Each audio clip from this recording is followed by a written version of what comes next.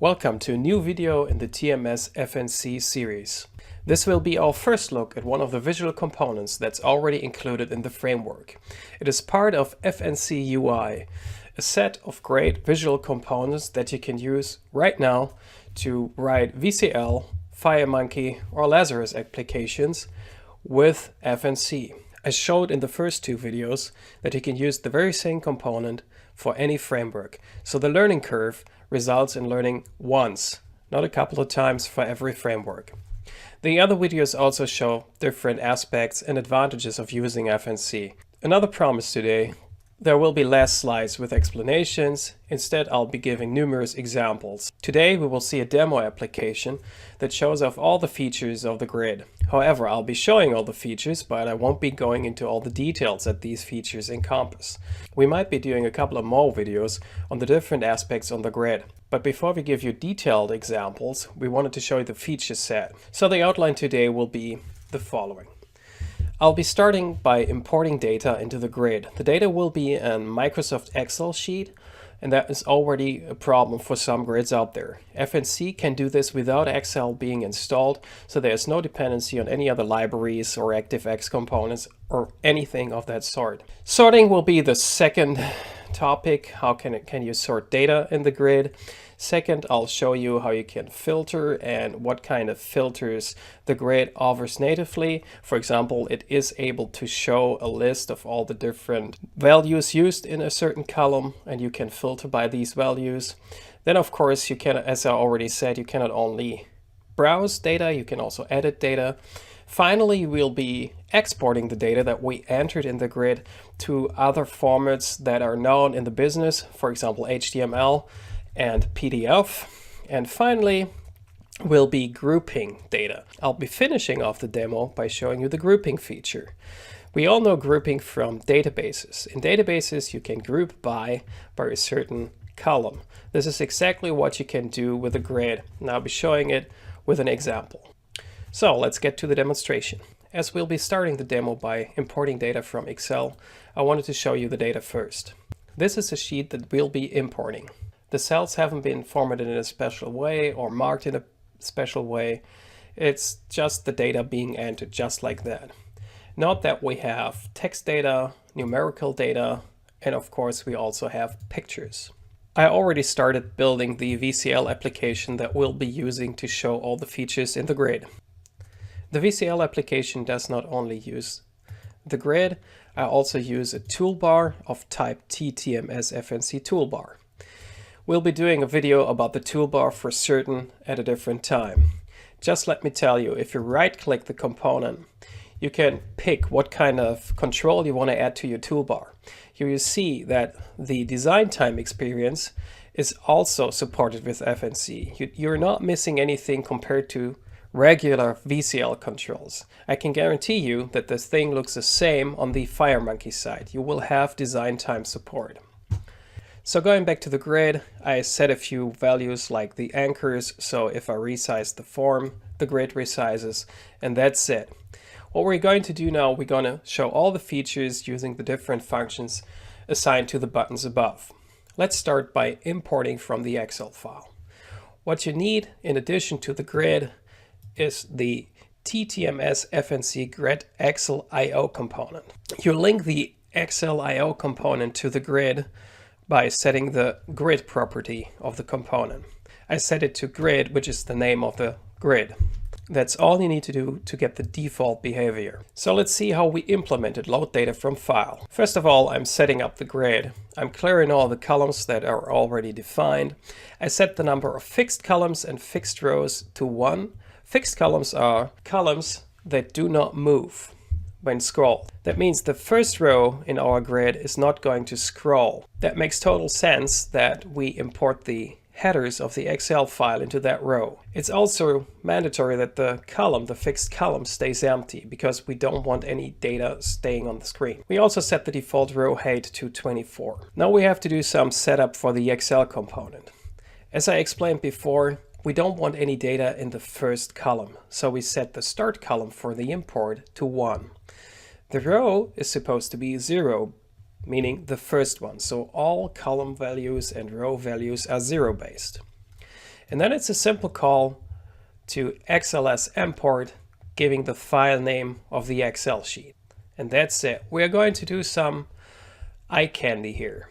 We are going to increase the column width of all the columns by 24. Why are we doing this?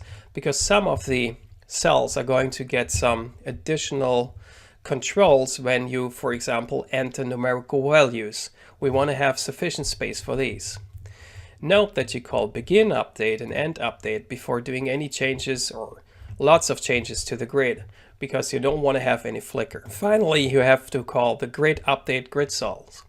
This will make sure that all the changes that are being made are being drawn on screen. Of course, in the method here, we are going to enable and disable certain buttons. That's already all you need to do in order to import the data. Let's see if it works. Here's the app at runtime. You see that the grid still has all the default values. Clicking load data from file imports all the values that we've just seen in the Excel file. And it even shows the images, and everything is being resized properly. Right now we cannot add any values. This functionality is not available yet because we disabled it. Let's go over to the sorting. You have two means to sort data.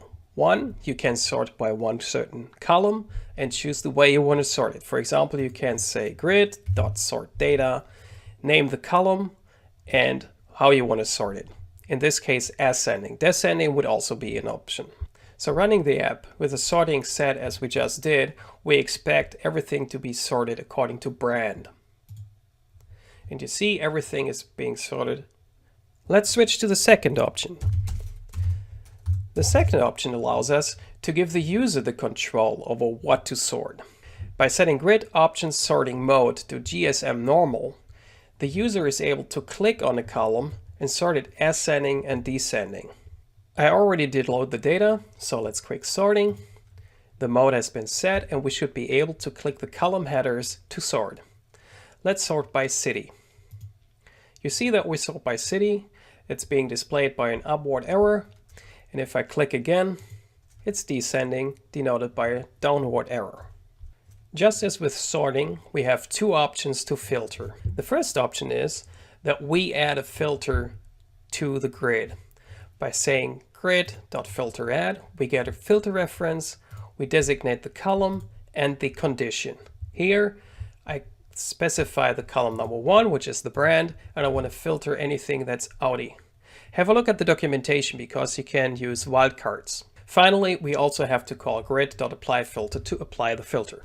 Again, I already loaded the data. We click filtering and you see in the brand column just Audis.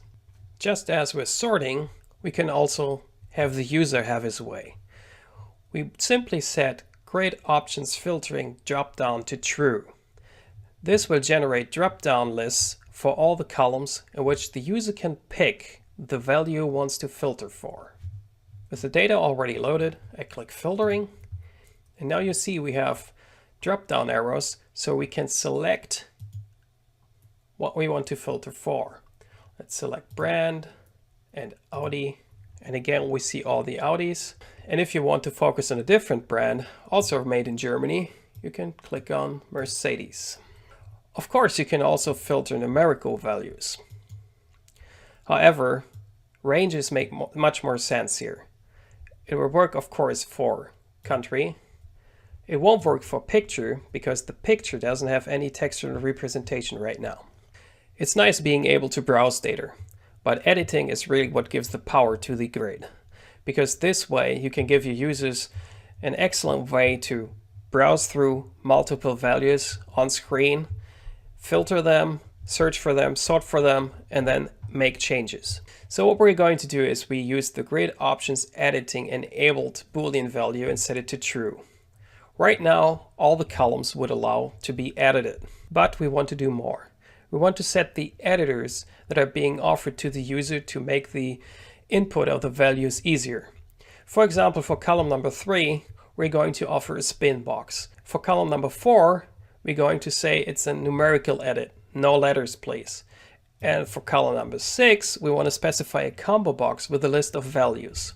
That means here you won't be able to enter your own custom values, You just want to specify the values to be entered. It doesn't suffice only to set the editor. You also have to specify the values that are supposed to be listed. This is done by the list of combo items that you can add like you're used to from a string list. I already loaded the data. Let's set edit to true. And now I should be able to double click BMW and I can edit the value. The same for the model. This one is the first use case we changed. Here you see you can use the spin edit to make all the changes. And of course, if you go to country, you have the drop-down list of possible values. After a user made changes, you need to be able to store the data somewhere. The Grid component already offers great options to store data somewhere. For example, if you want to offer an export to HTML, it is as easy as the one method call. You call save to HTML and provide a file name and you're done. Furthermore, and this is what I'm going to show in more detail, you can export to PDF. As PDF is a complex format, TMS decided to give it its separate component. So just as with the Excel component, you drop a PDF component named PDF.io of type TMS FNC Grid PDF.io on the form. It's being automatically linked to the grid. Just as the Excel component, it has a grid property. And you have all the means at your disposal to set metadata for the file. You can set the page format, all that stuff. However, we are going to leave it at the defaults. And then if you have a look at export data again, just like with the Excel import, you don't call the grid, you call the PDF component to save the data. Let's have a look at the PDF that's being generated.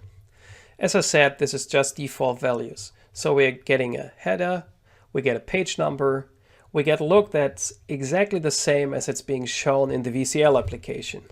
The fixed columns are gray. We have a footer. And the grid is being fit on the page. Also note that you don't get the header again on the second page. So this is something that you would need to set up. However, remember, this PDF export can be used in the VCL, in FireMonkey, and in Lazarus. And you don't need any additional libraries to generate this PDF. And the call to the component is always going to be the same. So let's finish off the demonstration by showing off the grouping feature. So after clicking grouping, you can see that all the different brands get a headline. And if you click on the plus next to the headline, you just get these models. You can leave them expanded and expand multiple, and you can collapse them again. This really gives you the means to show a lot of data without confusing your users. Let's look at the implementation. The most important thing about grouping is sorting. You need to sort your data first. If you don't sort the data, you wouldn't make certain that every group only exists once. So you have to make certain that you sort by the column that you want to group by first. Second, we're going to merge the headers. That means that the column lines are not being shown in the header. And then it's simply a one method call again to group and the index of the column. Remember that the columns start with 0. 0 is the fixed column, so brand is column number 1. Then we're going to resize the rows, not the columns.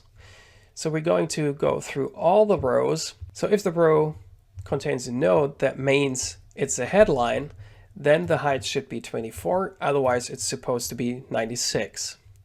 And of course, before we give the user any interaction, we're collapsing all the nodes. Sadly, this has been called close all nodes. However, I've been informed soon there also will be grid collapse all nodes. And of course, call begin update and end update before you do any changes like this. I'm already at the end of this presentation. You saw all the features of the FNC Grid that's already included in FNC UI. In the next couple of weeks, we'll be looking at more visual components of FNC. Hopefully, I could show you how much benefit you have if you just need to learn for one component that you can use in the VCL, FireMonkey, and Lazarus without losing anything that you have with the VCL. TMS really paid a lot of attention that you don't miss any features that you are used to from VCL or the FireMonkey components that they already offer. So FNC is definitely worth a look. Thank you for your interest in this video and see you again soon.